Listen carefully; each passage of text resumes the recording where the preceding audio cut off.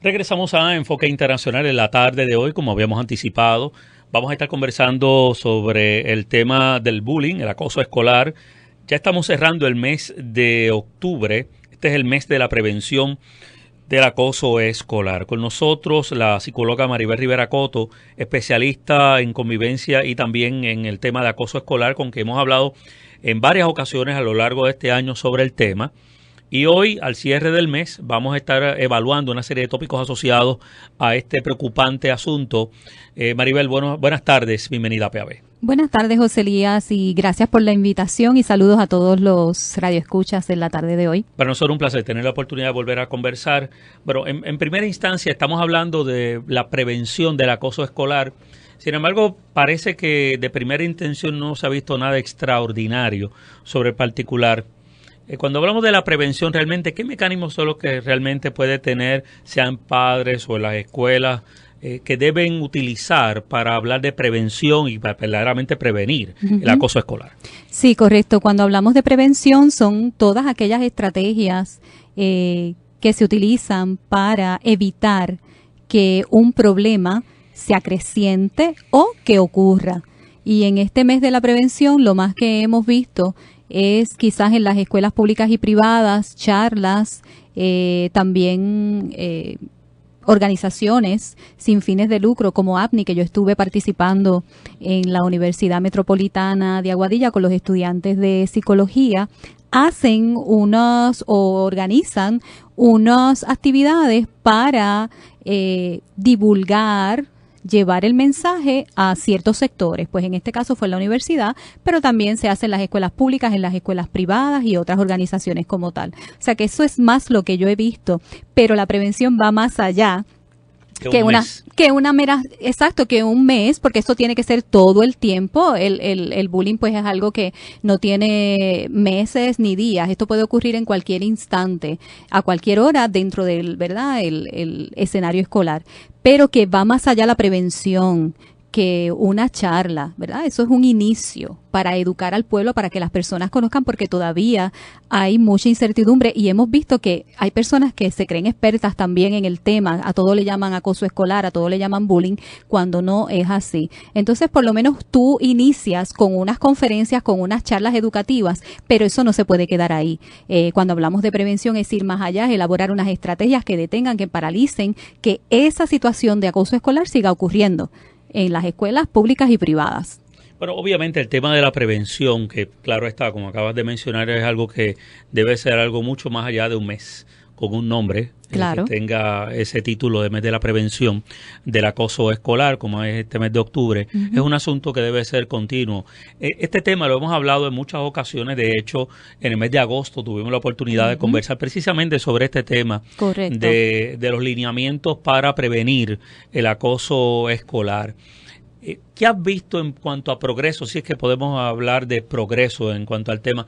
¿Has notado de que se le ha dado más atención a este tema de la prevención, o claramente aquí estamos apagando fuego, ¿no? Ocurre una situación y entonces se va a hacer una evaluación sobre el tema, pero la etapa preventiva, ¿cómo la evalúas a este momento por lo que has tenido la oportunidad de observar en este tema? Por la experiencia que he estado teniendo últimamente, yo lo que veo es que cuando ocurre la situación es que entonces vamos a trabajar con el problema. O sea, es un asunto remediativo. Es un asunto lamentablemente remediativo cuando no debe ser así.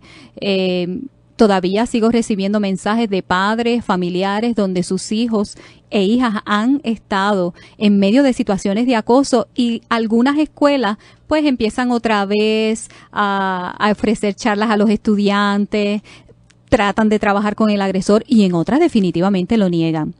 Niegan que haya una situación, lo minimizan, todavía en pleno siglo XXI y después de tanta exposición y divulgación y los anuncios que vemos a cada rato del bullying, todavía hay escuelas, muchas, que están en la negación. Esos son cosas de los muchachos, esos son bochinches de muchachos y no le quieren prestar atención, no lo quieren enfrentar.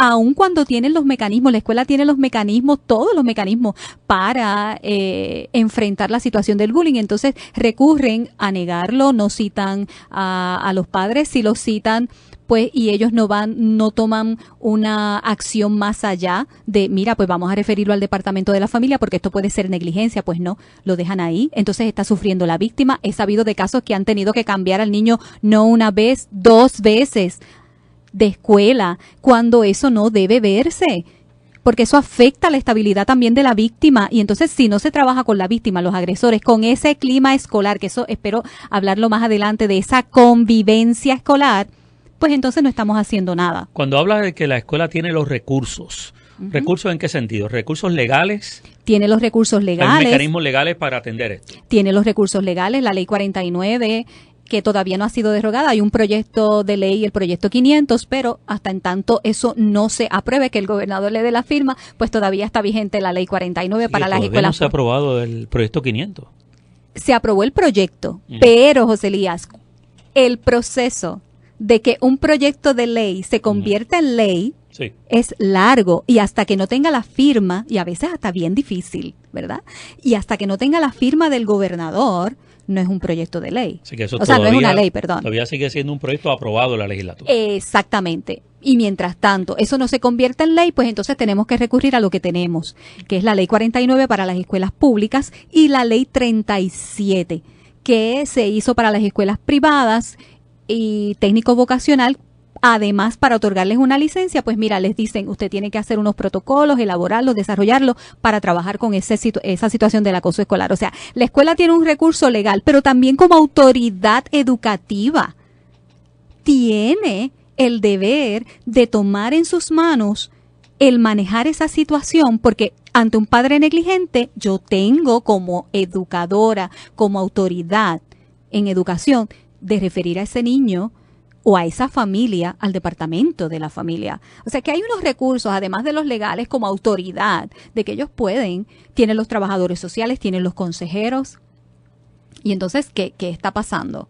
Y faltan los psicólogos.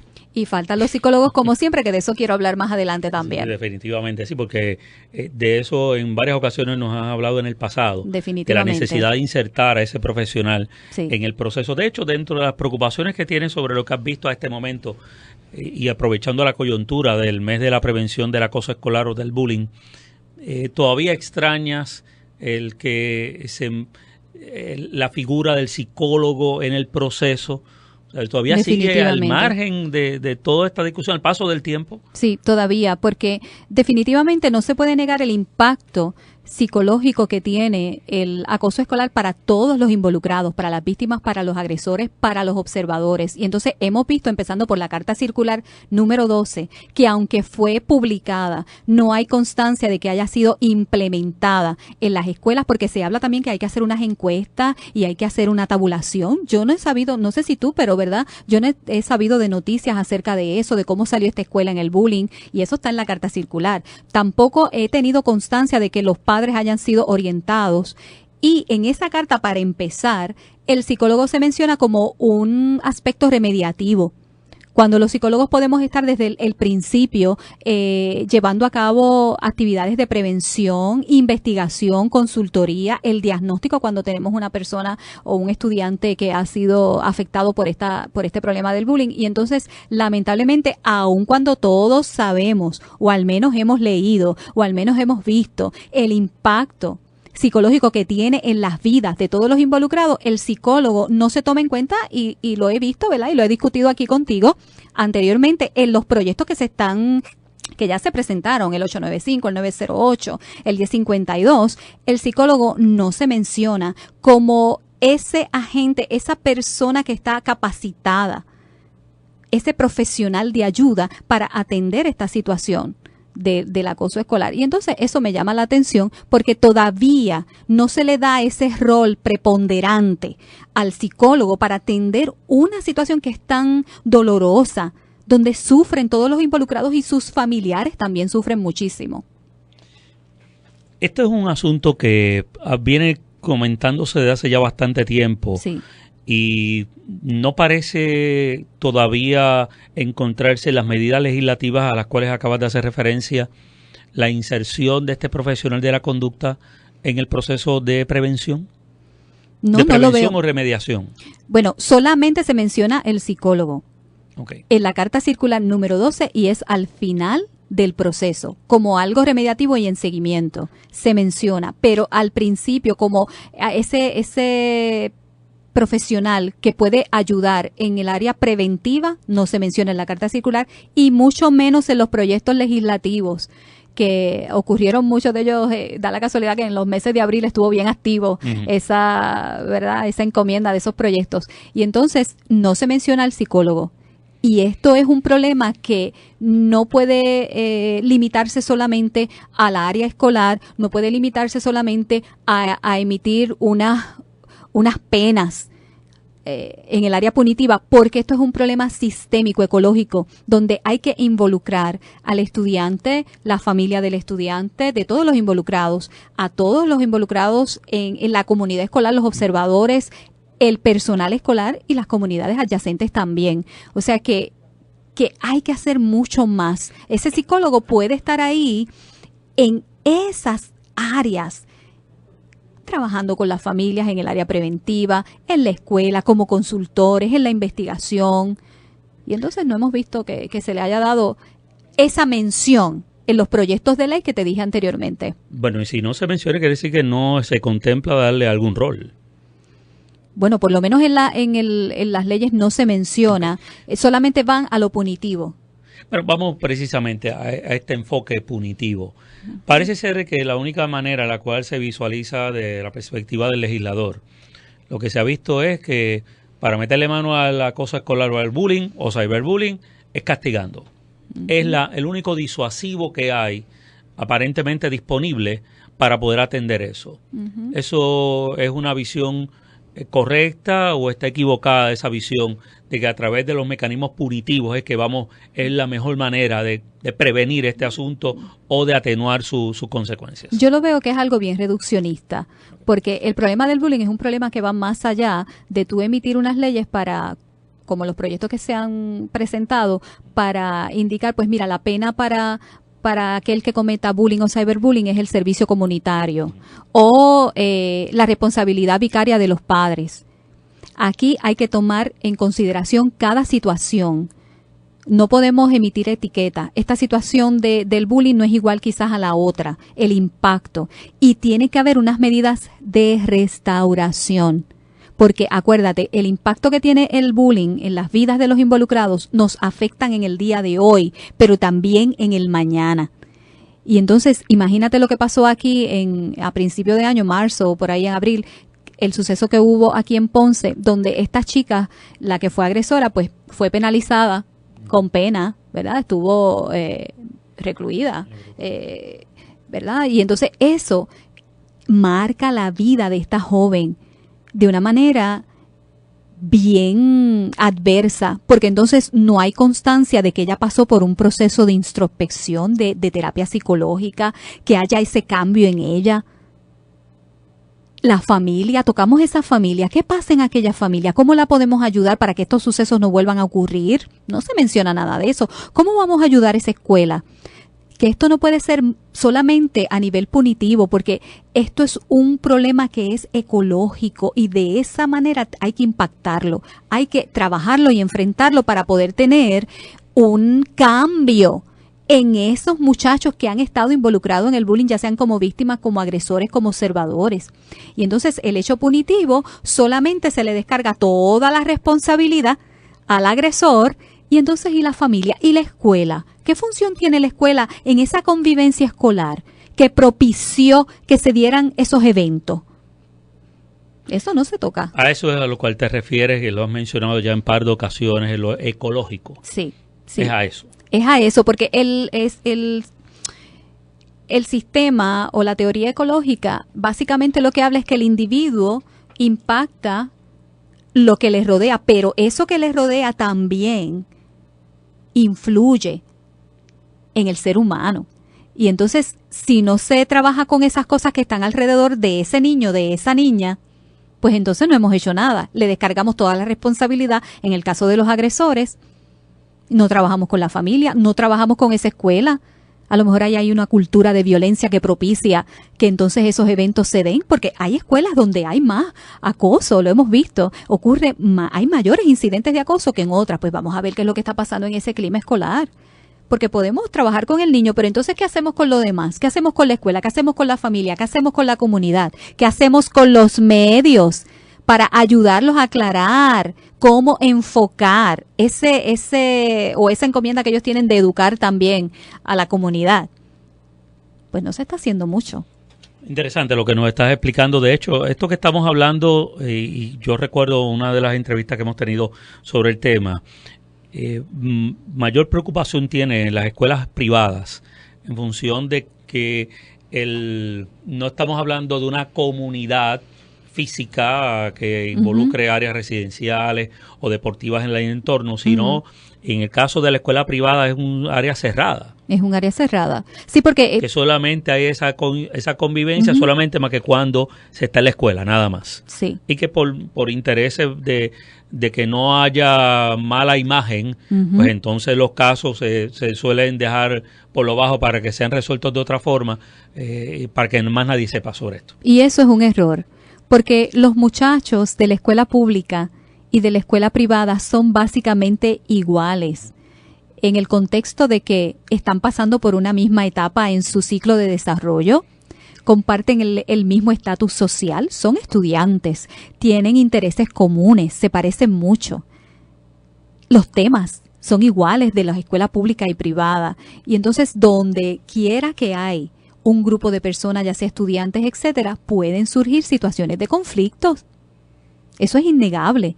Y entonces el hecho de tú negar en la escuela privada de que hay una situación de acoso, pues desmerece también la calidad de vida de ese colegio a la larga o a la corta, porque afecta la convivencia escolar. Sabe que aunque queremos enmascarar las cosas y negarlas, lo que hacemos es que un error porque se acrecienta el problema.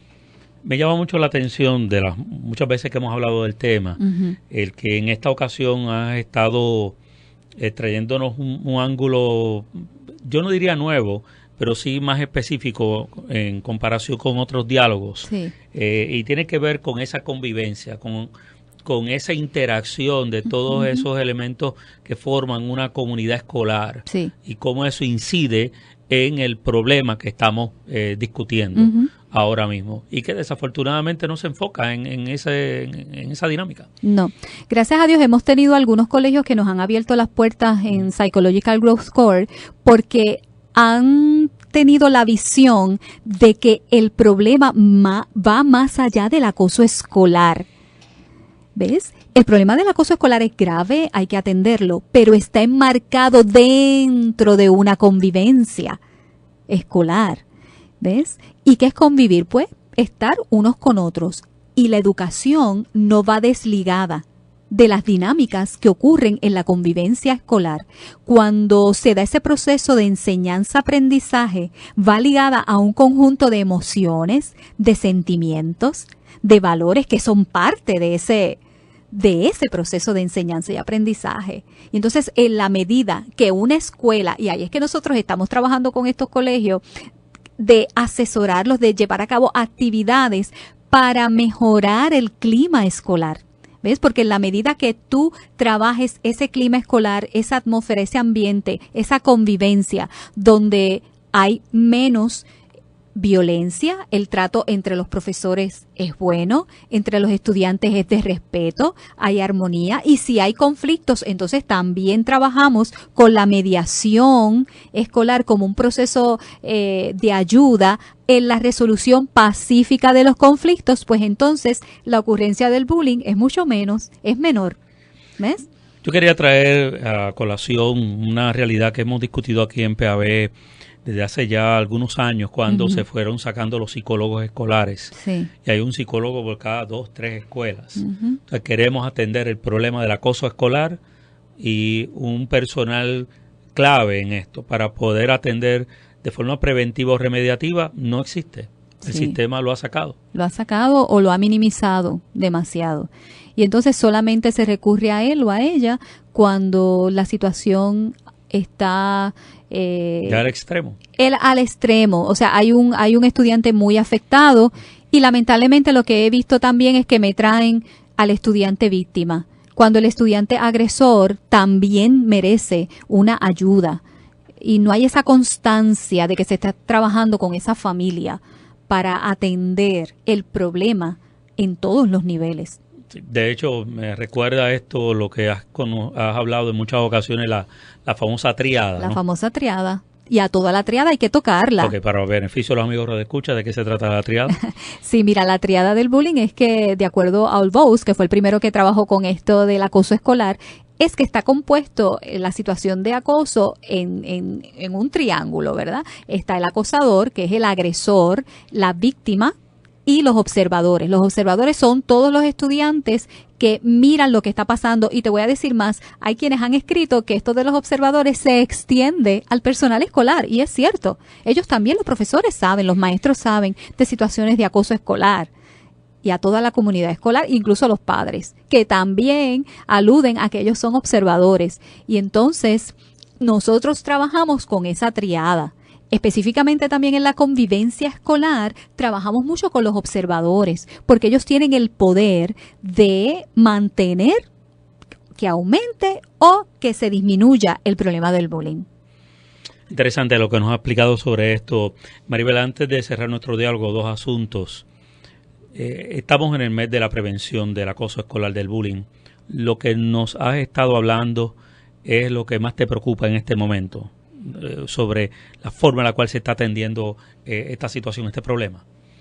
Sí, me preocupa de que todavía existe en las escuelas, tanto públicas como privadas, una negación del problema. Y mientras nosotros neguemos una situación, eso va a continuar, no se va a paralizar. También me llama la atención de que muchas personas se creen muy conocedoras de lo que es bullying, y no es así, ¿verdad? Se tienen que dar unas condiciones para entonces decir que eso se trata realmente de un acoso escolar o de un conflicto común y corriente que puede pasar en cualquier momento. Otra cosa que me llama la atención es que muchas personas todavía ven el acoso escolar.